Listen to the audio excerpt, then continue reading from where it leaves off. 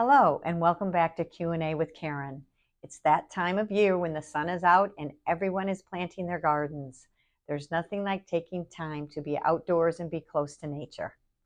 However, along with the beauty and calm feeling, as well as the yummy vegetables and beautiful flowers that are a result of our gardening efforts, gardening can also cause aches and pains, bug bites, and maybe even an allergy flare-up.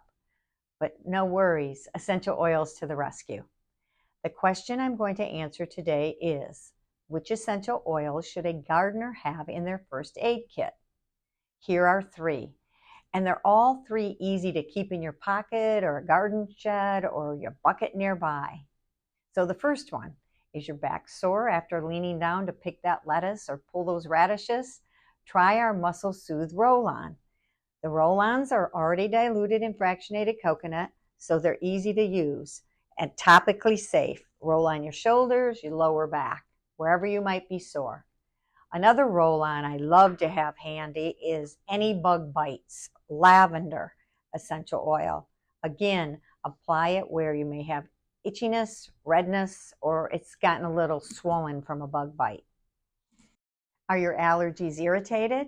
Try using lavender spike. It's one of my favorite essential oils that I highly recommend for at least some allergy relief. I like it in an inhaler when I'm out and about, and then it's just really easy to just pull out of your pocket and use. Read more about this topic in our latest blog.